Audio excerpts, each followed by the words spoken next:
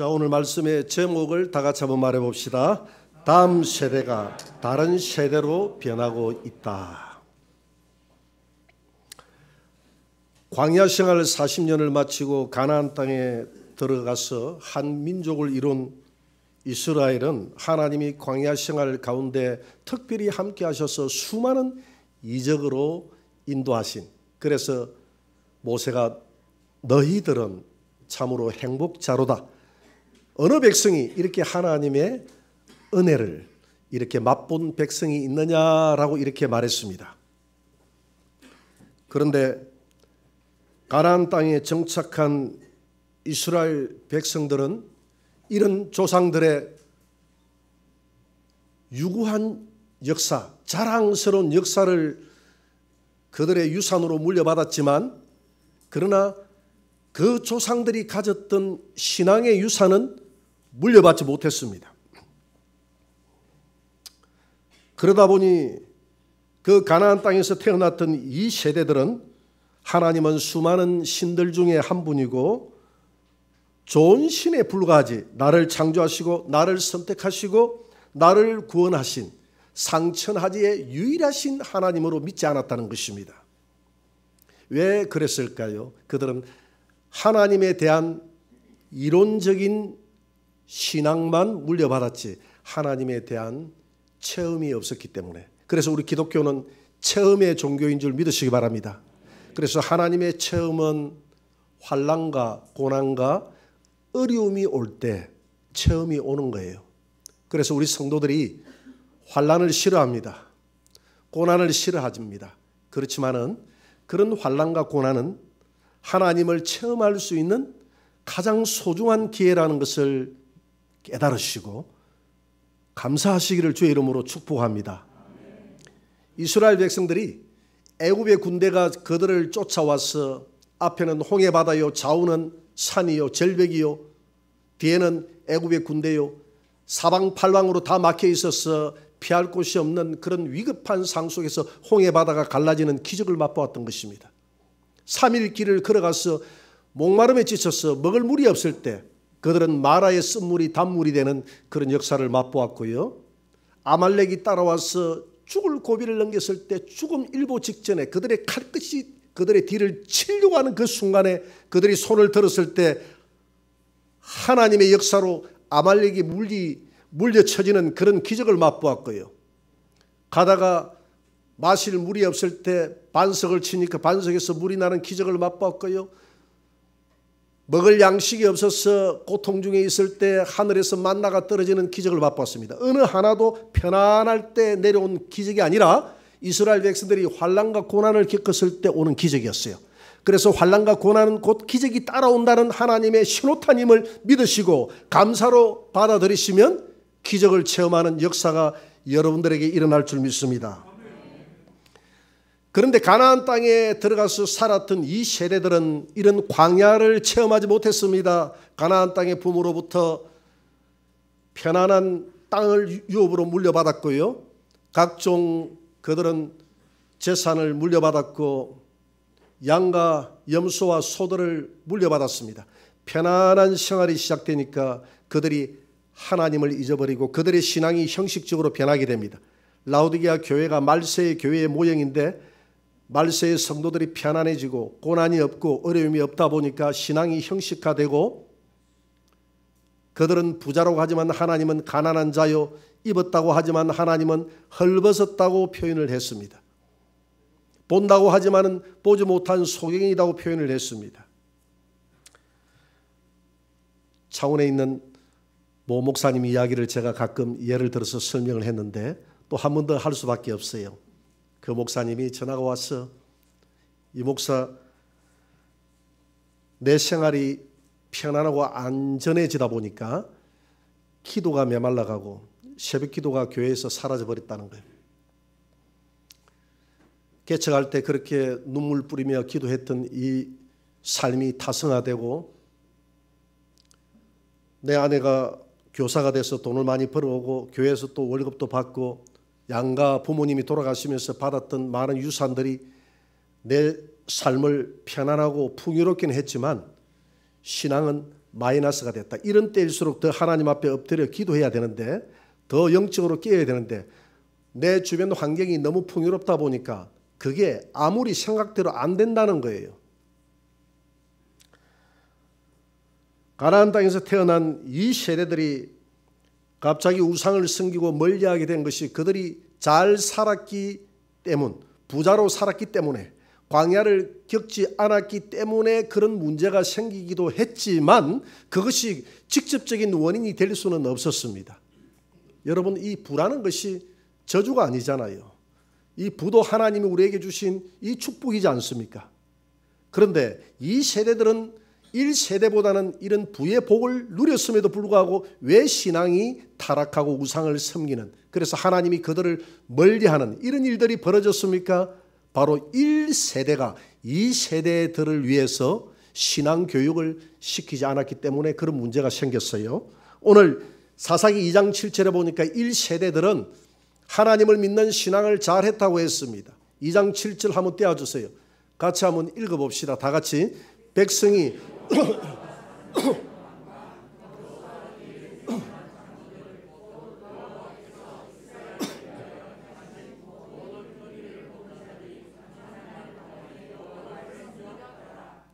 여호수아가 사는 날 동안 여호수아가 함께했던 장로들, 그 백성 때는 하나님을 잘 섬겼더라 그렇게 했는데, 이 세대들은 전혀 다른 세대가 되어버렸다고 그 다음 9절 10절에서는 이렇게 말하고 있습니다. 10절을 한번 우리 다 같이 읽어봅시다. 다 같이 시작. 그 세대의 사람도 다 그 조상들에게로 돌아갔고 다른 세대는 여호와를 알지 못하며 여호와께서 이스라엘을 위하여 행하신 일도 알지 못하더라. 오늘 다음 세대가 아니라 다른 세대다라는 이런 표현을 쓰고 있습니다. 이미 가나안 땅에서 태어났던 이 세대들은 1세대와는 전혀 다른 세대가 되어져 있었습니다. 부모 세대는 광야에서 고난을 겪으면서 하나님의 살아계심을 눈으로 목격하고 몸으로 체험하는 신앙을 했습니다. 그러나 가나안 땅에서 살아갔던 세대들은 고난이 무엇인지 몰랐습니다. 하나님에 대한 체험이 없었습니다. 부모 세대와는 전혀 다른 삶을 살았다 이 말입니다. 지난주에 우리에게 80이 넘으신 장로님과 함께 식사를 할 기회가 있었습니다. 식사를 하면서 제가 이런 질문을 해요. 목사님, 6.25를 겪어보셨습니까? 라고 이렇게 질문을 해요. 아니, 저는 6.25 때 엄마 뱃속에도 없었습니다. 그랬더니 좋은 세대에 태어났네요. 그러면서 하시는 말씀이, 오늘 이 세대에 태어난 젊은이들은 6.25를 겪지 않는, 일제시대를 겪지 않은, 본인은 일제시대에 태어나서 6.25를 겪었다는 거예요. 이 세대들은 참 똑똑한데, 아는 것도 많고 참 똑똑한데 가장 중요한 감사를 잊어버렸다. 불평불만이 너무 많다. 그리고 자유의 소중함을 너무 모른다. 자꾸 자유 하니까 꼰대라고 하고. 근데 우리 세대는 일제시대의 자유를 수탈하고 빼앗겨 봤기 때문에 공산당이 쳐들어와서 억압하는 그 모습을 지켜봤기 때문에 자유의 소중함을 안다는 거예요. 자유는 100번, 1000번, 10,000번을 외쳐도 부끄럽지 않는, 우리가 가지고 있는 소중한 자산이라는 겁니다. 그래서 오늘 이 세대에 태어난 이 세대의 젊은이들이 이런 것을 경험해 보지 않으니까, 그 젊은이라는 것은 저까지 포함된 세대입니다. 저도 6.25를 겪지 않았거든요. 너무 좋은 세대에 태어났거든요. 그렇기 때문에 너무 소중함을 모른다는 거예요. 가나안 땅에서 태어난 이 세대들이 이와 같은 것입니다. 그들은 광야에서 생활을 해보지 않았습니다. 애굽에서 종살이하는 그런 자유를 박탈당하는 생활을 해보지 않았습니다. 가나안 땅에서 정착해서 사는 그 삶이, 내 땅이 있고 내 조국이 있다는 이 삶이 얼마나 소중한 줄 몰랐습니다. 풍족했습니다. 환난과 고난이 없었어요. 그러다 보니까 그들은 자유하기 시작했는데 그 자유가 지나쳐서 방종이 되어버렸습니다. 사사기 2장 11절 13절에서는 이렇게 말하고 있습니다. 같이 읽어봅시다.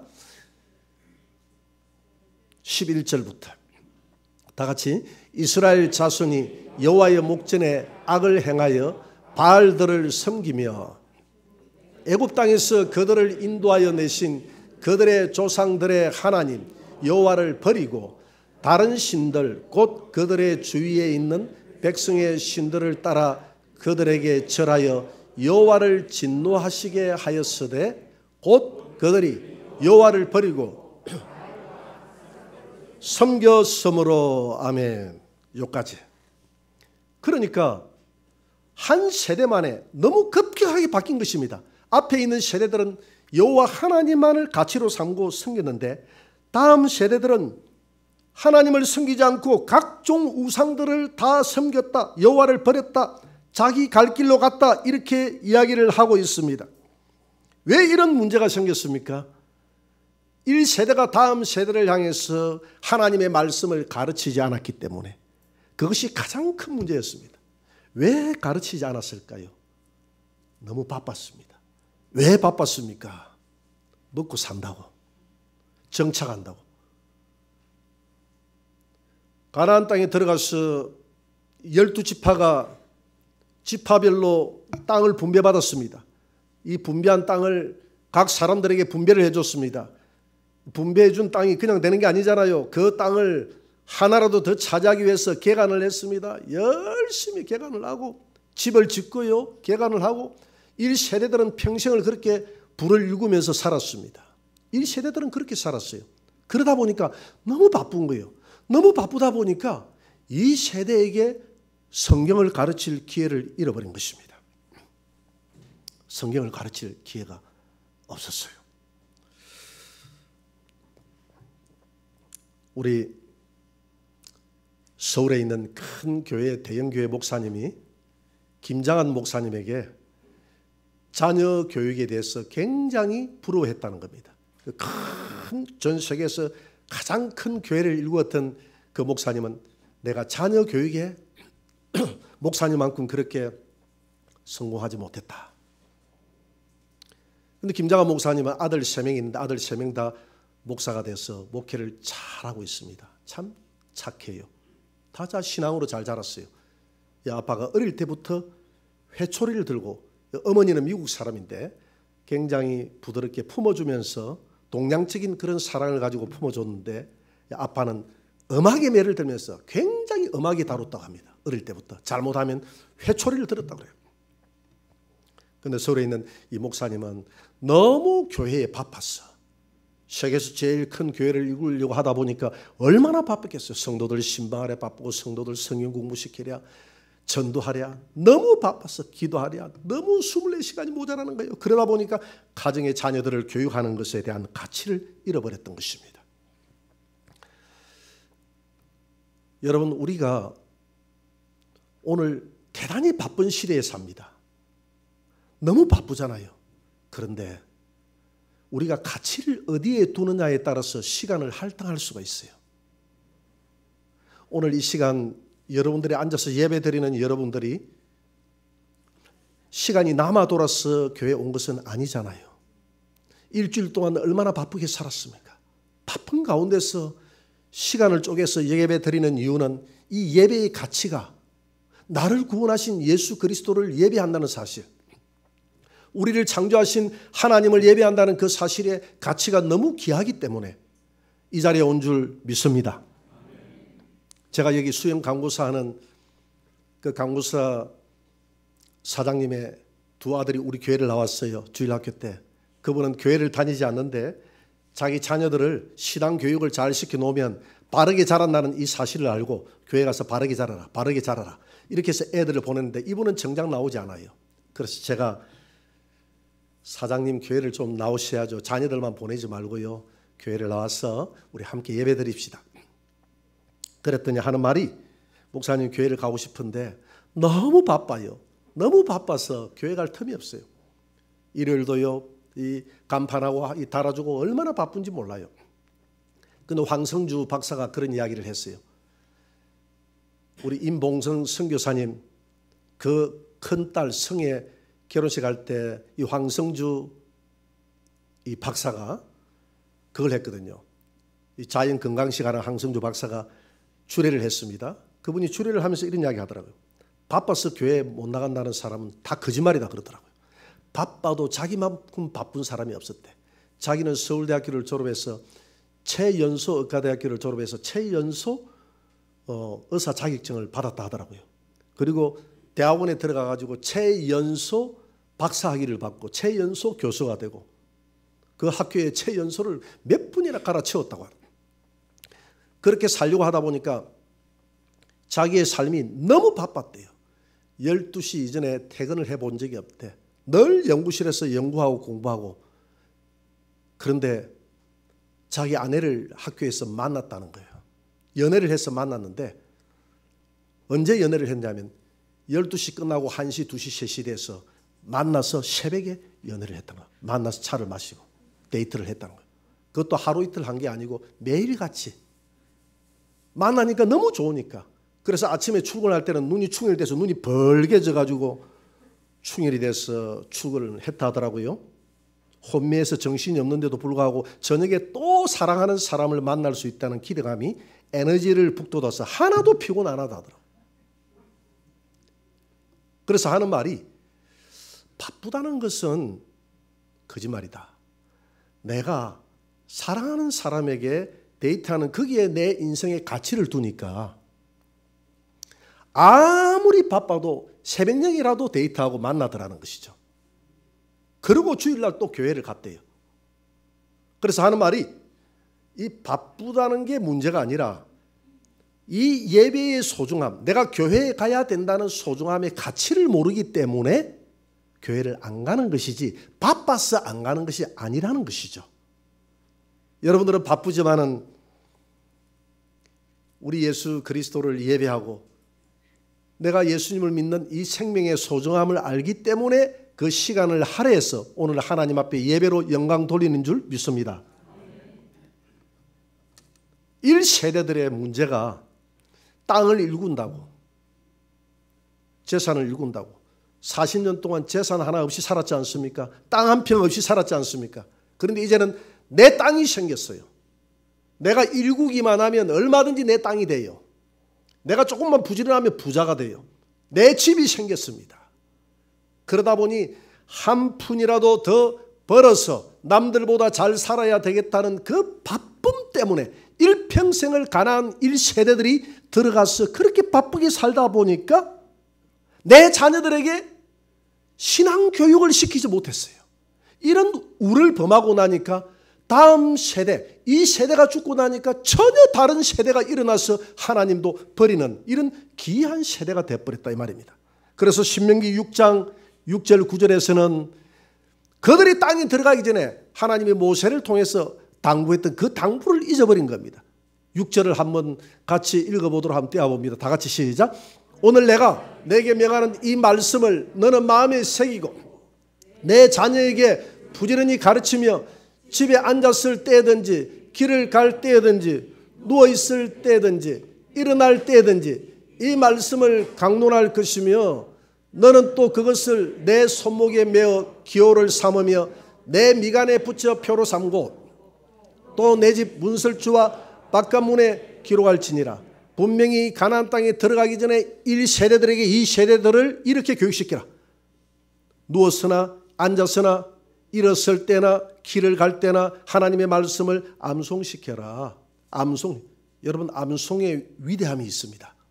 우리 교회 어떤 자매님이 새벽에마다 운동을 한다 하더라고요. 새벽에 일어나서 조그마한 산에 올라가서 등반을 하는데 같이 등반하는 사람하고 같이 성경 암송을 그 시간에 한대. 성경 암송을 하다 보니까 벌써 몇백 구절을 이렇게 외워버린 거예요. 요 몇 년 기간 동안에. 그래서 계속 암송하면 나중에는 뭐 천구절도 넘게 외우지 않겠습니까? 여러분 암송은 위대한 힘인 줄 믿습니다.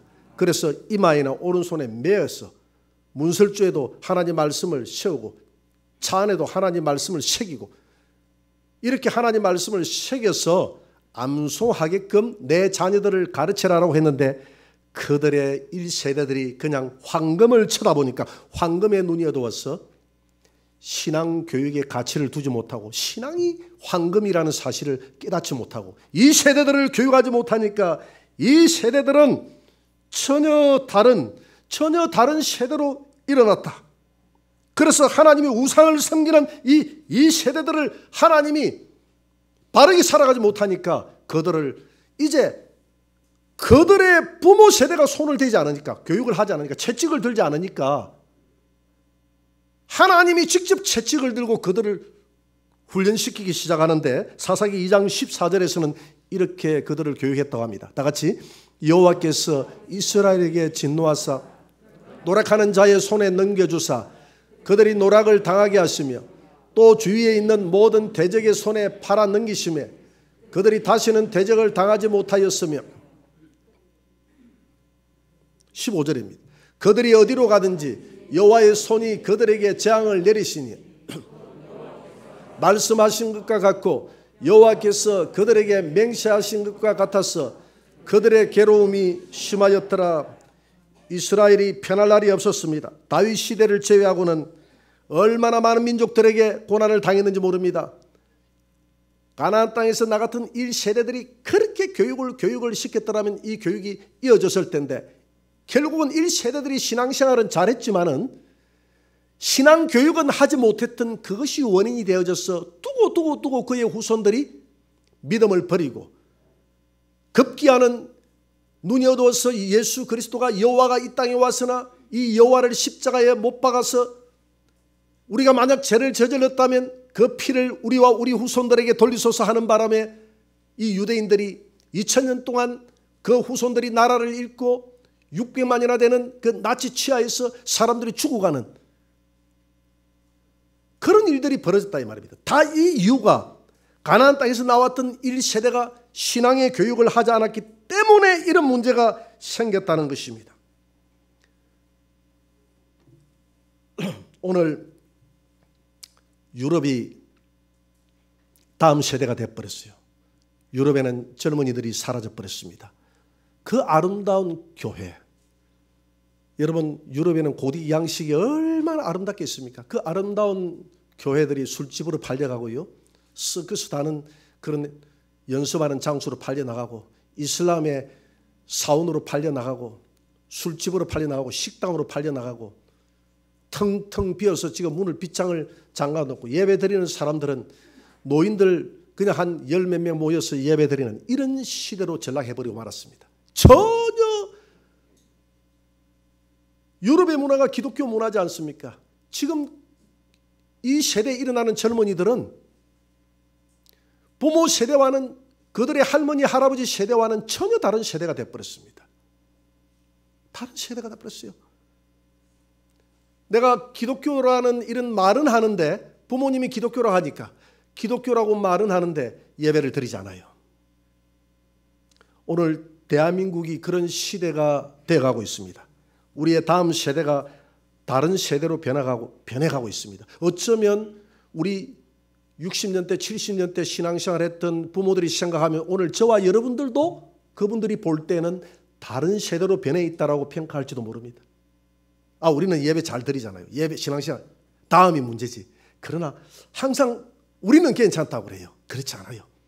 여러분, 제가 청년 때에, 제가 젊었을 때 보면 서울에 삼각산 기도원에 한 두 번 간 적이 있어요. 굉장했습니다. 그 산에 올라가면 그 산에 밤에 기도 소리가 개구리 소리처럼 자글자글 했거든요. 근데 지금은 정막 강산입니다. 산상 기도하는 사람이 없어요. 여러분, 지금 산상 기도하는 사람이 있습니까? 극히 드물어요.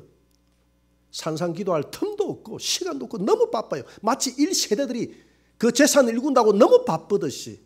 그래서 마산영광교회 목사님이 제게 하루는 전화를 해서 이런 이야기예요. 목사님, 어느 순간인가 내가 너무 바쁘게 목회하는 것이 하나님 앞에 죄라는 것을 깨달았습니다.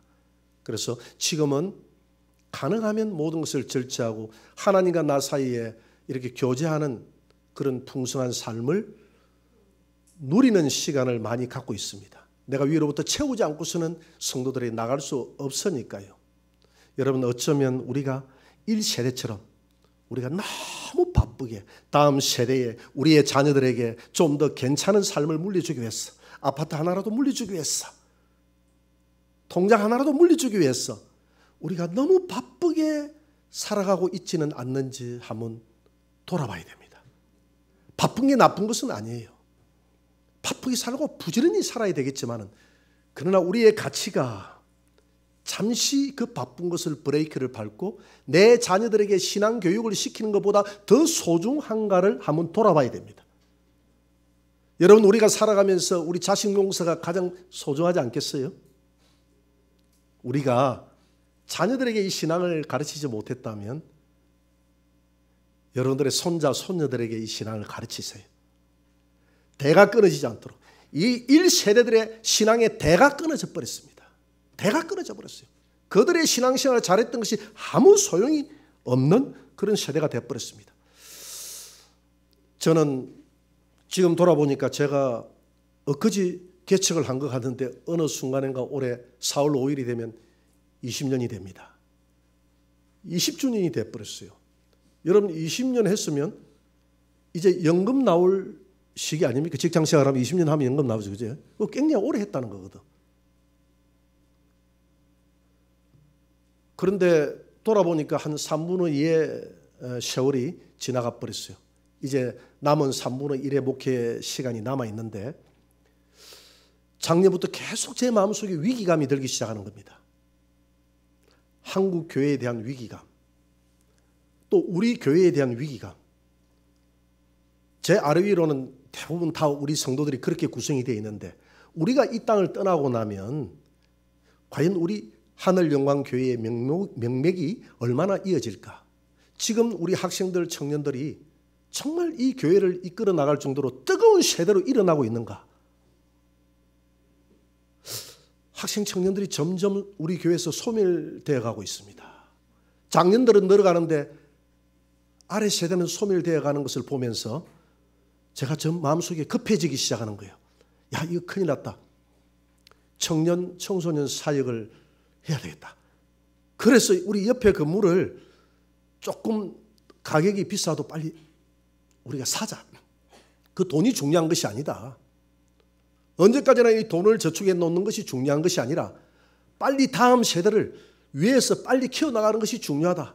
그래서 매입을 했는데 우리 협력위원들이 다 100% 다 찬성을 해줘서 감사하게 생각합니다. 다 같이 위기감을 느끼고. 그래서 이제 이 3월 20일이 되면 저게 다 비워져요. 이제 전기작업을 다 한 돈 좀 안 들여서 전기작업을 다 완료를 했습니다. 이제 오늘부터는 뜨끈뜨끈하게 저기서 예배를 드릴 거예요. 아마 구역 예배를 조심해야 됩니다.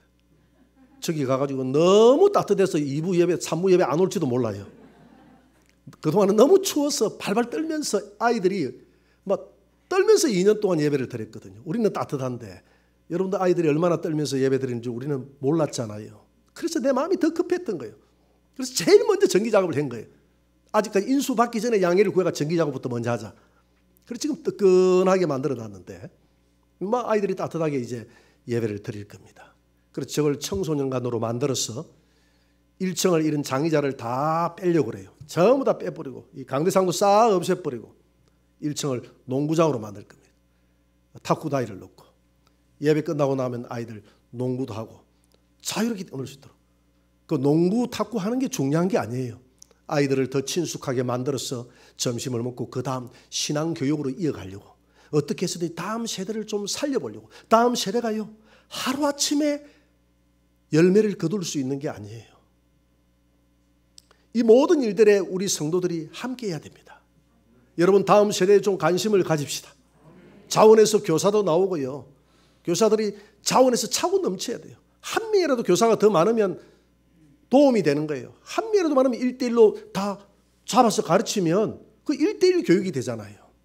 교회에서만 교육해가지고 턱없이 부족해요. 불러내서 또 집에까지 찾아가서 아이들을 신앙 교육을 시키고 이렇게 해야 되거든요. 그렇게 해서 어떻게 해서든지 좀 다음 세대에 관심을 가져야 되겠다. 그래서 남은 내 목회에 다음 세대가 다른 세대가 되지 않도록 이렇게 다음 세대를 해놓고 내가 물러나야지. 지금 뭐 이렇게 우리 세대만 이렇게 신앙생활 잘하다가 다음 세대에 폭망한다고 하면 이게 무슨 의미가 있겠느냐 이 말입니다. 우리 세대보다 다음 세대가 더 다윗 같은 용사가 일어나야 되지 않겠습니까? 가르쳐야 돼요. 그래서 교회에서만 가르치는 게 아닙니다. 교회 선생님들만 이렇게 탓해서는 안 되는 거예요. 부모들도 내 자녀들에게 교육에 힘을 써야 됩니다. 애를 써야 되는 거예요. 가르쳐야 됩니다. 부모들이 가르치지 못했어요. 1세대가 2세대들에게 가르치지 못했어요. 너무 늦어버렸어요. 손자, 손녀라도 부지런히 가르쳐야 됩니다. 지금이라도 늦었다고 생각하는 그 순간부터 부지런히 가르치고, 늦어도 해초리를 드시고, 커서 맞아보는 해초리 맛 좀 봐라 하고, 한 20살 해도 종아리 걷어 해가지고 한 좀 때려주시고, 안 맞으려고 해도 때려주시고. 우리 자원군인교회에 우리 집사님이 하루는 눈물을 흘리면서 제게 찾아왔어요. 여집사님이. 왜 그러십니까? 우리 애가요, 중학교 1학년인데 80kg가 넘어요. 내가 때리면 늘 용서를 빌고 했던 애가 갑자기 내가 해초리를 들고 탁 때리니까 엄마 손을 탁 잡더라는 거예요. 이 녀석 봐, 왼손을 갖다 탁 때리니까 탁 잡더라는 거예요. 엄마, 이렇게 폭력을 쓰면 안 돼 하면서 엄마를 툭 밀어버리더라고요. 그래가지고 이 어머니가 하루 종일 울었어요. 이 자식 때문에. 억울했어. 저 녀석이 내 말을 안 듣고 이제 힘에 부치니까 이제 말을 안 듣더라고요. 그래서 아빠한테 일러줬어. 아빠가 저녁에 찾아왔더라고. 오늘 제가요, 완전히 죽이 났습니다. 이단 엽차기를 해가지고 제가 죽이 났습니다. 아빠는 못 이기거든. 우리 서울에 있는 형님이, 제 위에 형님이 있는데, 엄마가 잔소리하니까 아들 하나가 있는데, 아들이 이제 청년인데 엄마에게 달려들고 눈을 막 갈았다 하고 막 이렇게 하면 막 대꾸를 하고 엄마 막 달려들기 시작하는데 가관이 아니더라는 거예요. 그래서 아빠가 불러가지고 젊었을 때 배웠던 이단 엽차기를 뛰어가서 팍 차버렸다더라고요. 근데 아들이 그때야 잘못했다고 하더라. 그래서 제가 그랬어요. 형님, 아들이 아빠 봐준 겁니다. 아들이 이제 힘이 아빠보다 더 세죠. 그래서 어떻게 해서든지 이 아이들을 신앙으로, 그래서 김장한 목사님은 이 아이들을 가르칠 때 매를 들어가 가르쳤는데, 그 자녀들이 목회자가 돼도 아버지가 우리에게 매를 들었던 그 매를 자기들도 지금도 들고 있다 하더라고. 지금도 그렇게 가르쳤대요. 매를 들고 엄한 아버지로 가르쳤대요. 그 아버지의 교육이 돌아보니까 그때는 좀 불만이 있었는데 좋더라는 거예요. 손을 들고 이렇게 때리는 것보다도 매를 들고 때리니까 이 매가 나를 때렸다는 생각 때문에 불평이 없고, 불평해도 매한테 불평할 수는 없으니까 그게 좋더라는 거예요. 그래서 매를 들고 오랫동안 가르쳤더니 아이들이 신앙으로 잘 자라났다는 것이죠. 찬송가 199장에 보면 나의 사랑하는 책이라는 이 찬송가 작사를 누가 했느냐 하면, 여러분들이 찬송가를 보면 199장을 여러분들 한번 펴보시면 윌리엄스 목사님이 이 찬송가를 작사를 했습니다. 이 윌리엄스 목사님이 이 찬송가를 작사할 때 그의 어머니를 떠올리면서 작사를 했어요.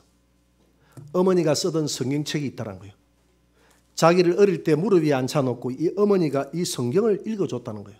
그리고 이 성경 이야기를 자기에게 해주고요. 그렇게 어머니가 이 성경을 보면서 때로는 눈물을 흘리면서 기도하는 모습도 지켜봤다는 겁니다. 그래서 어머니가 가졌던 그 성경책을 펴놓고 이 찬송시의 영감을 얻어서 어머니가 썼던 그 성경책 빈 뒷면에다가 영감이 오는 대로 4절까지 기록한 것이 바로 오늘 나와 있는 199장 나의 사랑하는 책입니다.